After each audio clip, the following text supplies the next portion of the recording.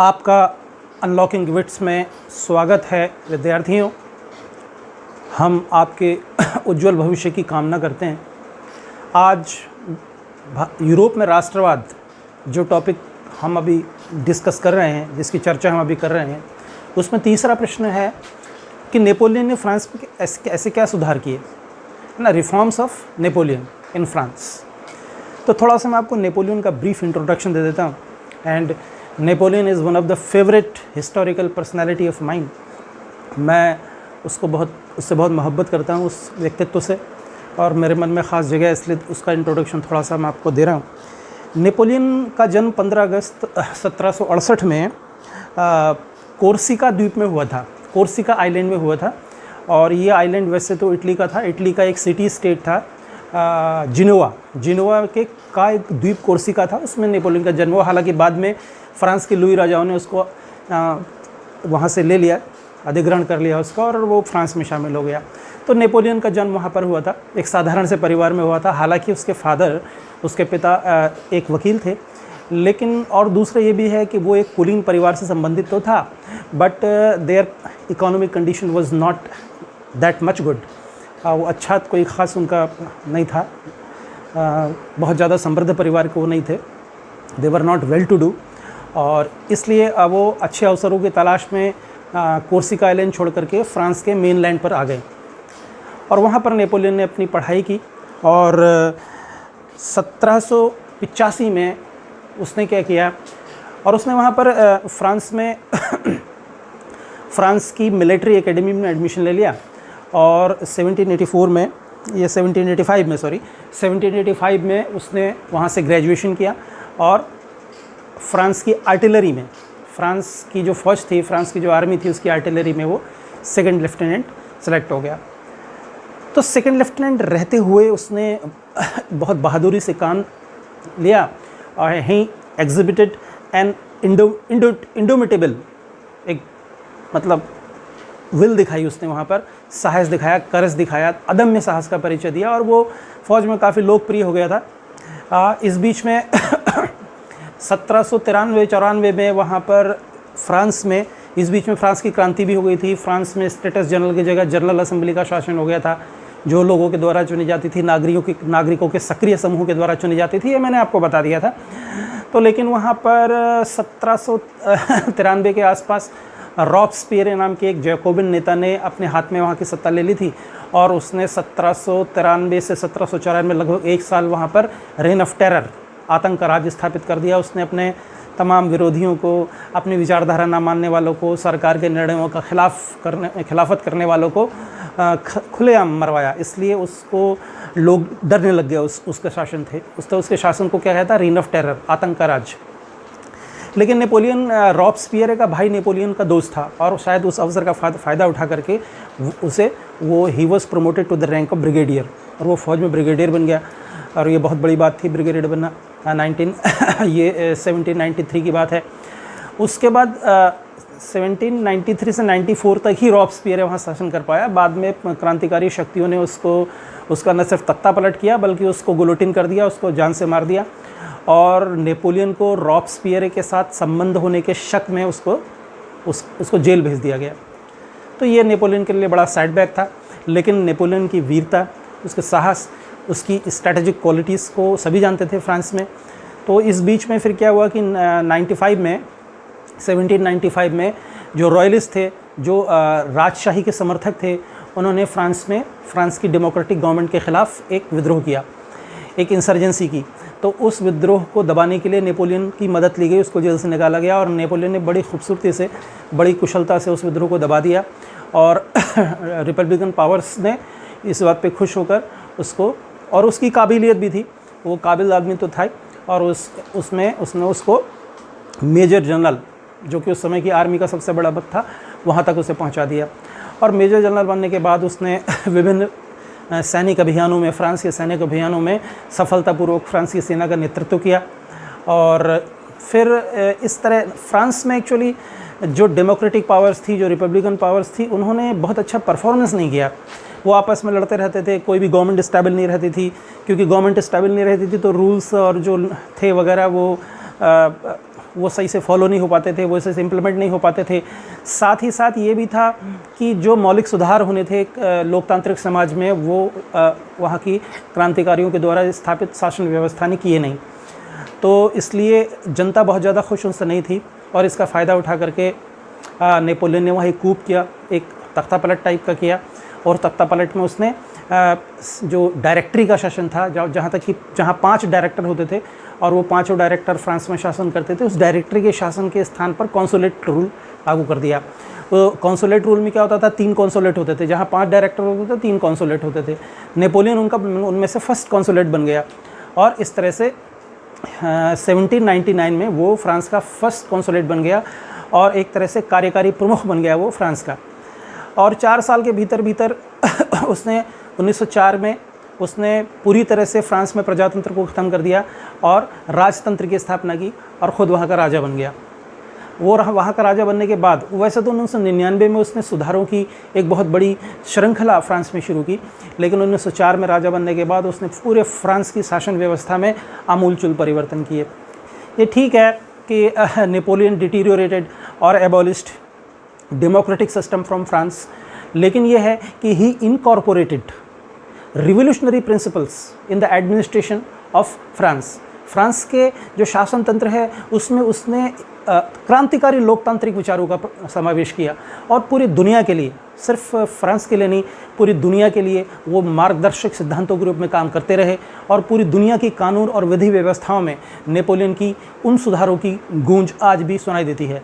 इसके लिए सबसे महत्वपूर्ण काम उसका ये था, उसने 1904 में राजा बनते ही नेपोलियन सिविल संहिता, नेपोलियन सिविल कोड नाम से एक कानून पूरे देश में बड़ी शिद्दत के साथ लागू कर दिया। और नेपोलियन कोड में जो विशेष बातें हैं वो मैंने यहाँ पर लिखी हुई हैं। देखिए, सबसे पहले तो उसने क्या किया, he abolished all the privileges based on birth. जन्म पर आधारित सारे विशेषाधिकार उसने एकदम समाप्त कर दिए, चाहे वो किसी कुलीन परिवार में जन्मा हो, चाहे वो किसान परिवार में जन्मा हो, या कोई भी परिवार में जन्मा हो। तो सारे जिसके विशेषाधिकार जो मिले हुए थे कुलीनों को, राजा के परिवार के सदस्यों को, सामंतों को, इवन पादरियों को, जिसको भी जो विशेषाधिकार मिले थे जन्म के आधार पर, वो सारे नेपोलियन संहिता ने समाप्त कर दिए। एक उन्होंने काम ये किया। दूसरा काम उन्होंने जो किया, बड़ा कमाल काम किया, और आज सारी दुनिया को नेपोलियन का उस काम के लिए ऋणी होना चाहिए, वो है इक्वलिटी बिफोर लॉ, कानून के समक्ष सबकी बराबरी। तो ये एक बहुत बड़ा लोकतांत्रिक सिद्धांत था, और दुनिया में तमाम प्रकार की लोकतंत्र व्यवस्थाएं लागू होने के बाद भी तमाम प्रकार के भेदभाव, असमानताएं जारी थी। लेकिन नेपोलियन ने ये क्रांतिकारी सिद्धांत था शासन, प्रशासन और विधि व्यवस्था में, rule of law and equality before law, कानून के समक्ष सभी लोग बराबर होंगे। ये उसने एक बहुत बड़ा काम किया, और ये सब नेपोलियन कोड के तहत उसने ये काम किए। ठीक है। तीसरा, नेपोलियन कोड के तहत जो काम उसने किया कि जो राइट टू प्रॉपर्टी है उसने उसको सिक्योर किया, उसने संपत्ति के आधार की, संपत्ति के अधिकार की सुरक्षा की। इसके अलावा फ्रांस में पहले, फ्रांस में ही क्या, दुनिया के तमाम स्थानों पर जिनको कि वो हम देश कहते हैं, और वस्तुतः वो देश नहीं थे, और बाद में अगर वो ढीले ढाले देश बने भी तो भी उनमें अलग अलग जगहों पर अलग अलग प्रकार की नाप, अलग अलग प्रकार की तौल प्रणाली चलती थी। कहीं कुछ नाप चलती थी, कहीं कोई तौल चलती थी। ये चीज़ उसने समाप्त की। उसने पूरे देश में एक universal standardize and based on decimal system, एक उसने वेट और मेज़रमेंट सिस्टम पूरे देश में लागू किया, है ना। पूरे देश में उसने क्या लागू किया, दशमलव प्रणाली पर आधारित एक समान मानक नाप और तोल प्रणाली उसने पूरे फ्रांस में लागू की। और इससे व्यापार में व्यापारियों को बहुत सहूलियत हुई, उत्पादन करने वालों को, वितरित करने वालों को, यहाँ तक कि जो राष्ट्र के स्तर पर खरीद या बिक्री करना चाहते थे उनको उसमें बड़ी सहूलियत हुई। इससे बिज़नेस बहुत तेज़ी से वहाँ आगे बढ़ा, व्यापार उद्योग वगैरह बहुत तेज़ी से वहाँ पर आगे बढ़े, है ना। और फ्रांस के औद्योगिकरण का एक आधार भी बना। तो ये एक उसने किया, ठीक है। एक चीज़ और दूसरी चीज़ ये भी थी कि भारत में भी और दुनिया के तमाम देशों में भी जो जुडिशल सिस्टम था वो बड़ा अटपटा सा जुडिशल सिस्टम था। अलग से कोई जुडिशरी की व्यवस्था नहीं होती थी, राजा ही होता था न्यायाधीश। मतलब राजा जो था वो न्यायाधीश भी होता था, मुख्य सेनापति भी होता था, वो मुख्य कार्यकारी भी होता था, वो सब कुछ होता था। और न्याय की कोई एक ऐसी मतलब सुसंगठित व्यवस्था नहीं थी, एक organize system of judiciary was not introduced in the world. तो उसने क्या किया, उसने एक बड़ा लॉजिकल और बड़ा सीक्वेंस बेस्ड, जिसमें एक प्रकार की हायरार्की थी, एक प्रकार का क्रम था, उस क्रम पर आधारित एक न्याय प्रणाली पूरे देश में लागू की, जिससे न्याय मिलना सुलभ हो गया। और जब किसी देश के नागरिकों को न्याय मिलना सुलभ हो जाता है तो दो बातें होती हैं, एक तो सरकार के प्रति उसकी प्रतिबद्धता, सरकार के प्रति उसकी निष्ठा बढ़ती है, दूसरा राष्ट्र के प्रति भी उसकी प्रतिबद्धता और निष्ठा बढ़ती है और राष्ट्र के निर्माण में बहुत मदद मिलती है। तो हम ये कह रहे थे कि क्या योगदान किया नेपोलियन, जो इससे पहले वाले प्रश्न में, तो नेपोलियन की बहुत बड़ी भूमिका है। उसने एक समान पूरी न्याय प्रणाली, पूरी सिस्टमेटाइज, ये ऐसा भी नहीं था, सिस्टमेटाइज और हायरार्किक बेस्ड एक क्रमिक न्यायिक व्यवस्था उसने फ्रांस में लागू की। ये उसके लिए हम उसको बहुत धन्यवाद देते हैं। नेपोलियन कोड के तहत पूरे देश में ये न्याय प्रणाली लागू की गई। और इतना ही नहीं, उसने नेपोलियन के पास न सिर्फ एक मिलिट्री स्ट्रैटेजिक थिंकिंग थी, बल्कि उसके पास एक एंटरप्रेन्योर का दिमाग भी था, उसके पास एक नवप्रवर्तनकारी व्यक्ति का भी दिमाग था। वो समझता था कि बिज़नेस को कैसे आगे बढ़ाया जा सकता है, उद्योग धंधों को कैसे आगे बढ़ाया जा सकता है, बिज़नेस और एम्प्लॉयमेंट कैसे क्रिएट किया जा सकता है, ये सब चीज़ें उसके दिमाग में थीं। इसलिए उसने क्या किया, उसने एक बहुत स्टैंडर्डाइज और एक बहुत इफ़ेक्टिव कॉमर्शियल कोड पूरे देश में लागू किया। ये उसने एक बहुत बड़ा काम किया। और देश में जो संपत्ति के संबंध में तमाम नियम थे, कानून थे, वो सब उसने, जो जगह अलग अलग चलते थे, ब्याज दर से संबंधित कोई कानून था ही नहीं, क्योंकि वो इन ऑर्गेनाइज सेक्टर में था, है ना। तो कोई भी कितना भी ब्याज लेता था, कोई भी किसी का मूलधन सुरक्षित होता था, किसी का नहीं होता था। ब्याज लेने वाले देने वाले दोनों हमेशा डरे और घबराए रहते थे। लेकिन उसने जो ब्याज दर और संपत्ति से संबंधित सुनिश्चित नियम बना दिए और पूरी फ्रांस में बड़ी कड़ाई से उनको लागू कर दिया। इसके अलावा क्या है कि जो पूरे देश की कानून व्यवस्था को संभालता है वो है पीनल कोड, है ना। जैसे कि हमारा आईपीसी, इंडियन पीनल कोड और सीआरपीसी है। तो आईपीसी और सीआरपीसी क्रिमिनल लॉ हैं और ये क्रिमिनल लॉ पूरे देश में कानून और व्यवस्था को इस्टेब्लिश करने में बहुत बड़ी मदद करते हैं। तो ये जो आज हम देखते हैं सीआरपीसी, आईपीसी के तहत और दुनिया में तमाम प्रकार के पीनल कोड हैं जो उस देश की कानून व्यवस्था को लागू करने में, उस देश की कानून व्यवस्था को सुनिश्चित करने में बहुत बड़ी मदद करते हैं। नेपोलियन ने इसकी शुरुआत की है। तो नेपोलियन ने एक दंड विधान बनाया और वो बड़ा तर्कपूर्ण दंड विधान बनाया और पूरे देश में समान रूप से उसको लागू कर दिया। तो ये जो नेपोलियन पूरा कोड है, ये बड़ा ही इंपॉर्टेंट, बड़ा ही क्रांतिकारी, बड़ा ही प्रोग्रेसिव और बड़ा ही दूरदर्शितापूर्ण उसका काम था, है ना। नेपोलियन ने खुद एक बार कहा था, क्योंकि नेपोलियन को नियति पुरुष कहा जाता है। मतलब एक छोटी सी एक कहानी है, वो कहानी ही है। अब कहानी सच है या नहीं है इससे हमें कोई मतलब नहीं है, लेकिन कहानी का जो मैसेज है वो स्पष्ट है।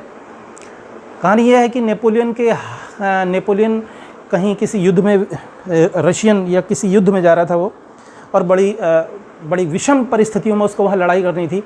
तो किसी ने कहा कि भाई ये यहाँ पर हैं, ये ज्योतिष हैं, ये हाथ देख करके भविष्य बताते हैं, आप ज़रा इसको अपना हाथ दिखा दो तो हमें ये थोड़ा सा पता चल जाएगा कि हम जीतेंगे कि नहीं जीतेंगे। हालांकि नेपोलियन इन चीज़ों को विश्वास करता नहीं था, लेकिन ठीक है, उसने दिखाया। तो ज्योतिष ने कहा कि भाई ऐसा है, उसका हाथ देखा, उसने कहा सर आपके हाथ में जो है वो तो फेट लाइन आई नहीं, भाग्य रेखा तो है नहीं, तो आपका तो भाग्य ऐसा ही है बस। अब आप बेहतर है कि आपने ज़िंदगी बचाना चाहते हो, इन सैनिकों की ज़िंदगी बचाना चाहते हो, जाओ बस चले जाओ। तो उसने कहा अच्छा ठीक है, भाग्य रेखा कहाँ होती है? उसने कहा साहब ये यहाँ से शुरू होती है और यहाँ तक जाती है और ये भाग्य रेखा होती है। उसने अपनी पीठ से अपना छुरा निकाला और यहाँ से लेकर यहाँ तक लंबी और गहरी लकीर खींच दी और उसने कहा उस ज्योतिष को देखो अब है।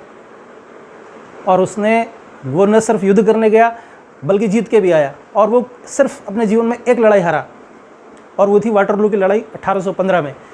इसके अलावा उसने सैकड़ों लड़ाइयाँ लड़ी, पूरे यूरोप को जीता और कभी कोई युद्ध नहीं हारा। तो उसको नियति पुरुष कहा जाता है, मैन ऑफ डेस्टिनी। ये बहुत इंपॉर्टेंट कभी प्रश्न आपसे पूछा जा सकता है कंपटीशन में, मैन ऑफ डेस्टिनी किसे कहा जाता है? तो नेपोलियन को कहा जाता है नियति पुरुष, भाग्य पुरुष, मैन ऑफ डेस्टिनी। भारत में भी एक गुप्त सम्राट हुए हैं, समुद्रगुप्त, जो तो एक भी युद्ध नहीं हारे। नेपोलियन कम से कम वाटरलू का युद्ध तो हारा, लेकिन वो एक भी युद्ध नहीं हारे, समुद्रगुप्त।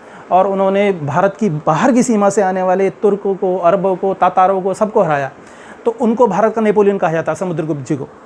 खैर ये एक विषय था। मैं ये कहना चाह रहा था कि वो सिर्फ उसकी जो कीर्ति थी वो उसके युद्धों के कारण भी बहुत बड़ी हो सकती थी, क्योंकि वो कोई लड़ाई हारता ही नहीं था। लेकिन उसने ये कहा है खुद कि जो मेरी कीर्ति का आधार है वो मेरे द्वारा जीते गए युद्ध कभी नहीं होंगे, और मेरी कीर्ति का आधार होगा ये नेपोलियन कोड, ये मेरी कीर्ति का आधार होगा। तो खुद उसके कथन से हम ये समझ सकते हैं कि ये नेपोलियन कोड कितने इंपॉर्टेंट थे। ये विद्यार्थियों, ये थोड़ा इस क्वेश्चन का आंसर थोड़ा लंबा था, इसलिए मैं इसको 2 भागों में आपको बता रहा हूँ। अभी मैंने आपको नेपोलियन कोड बता दिया है ये, क्योंकि कभी कभी सिर्फ ये सवाल पूछा जाता है कि आप नेपोलियन कोड की व्याख्या कीजिए या नेपोलियन कोड के बारे में बताइए, बाकी बातें आपसे पूछी नहीं जाती हैं।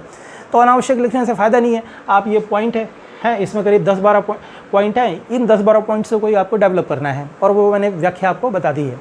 अब बाकी का उत्तर मैं आपको अगले एपिसोड में बताऊँगा। धन्यवाद।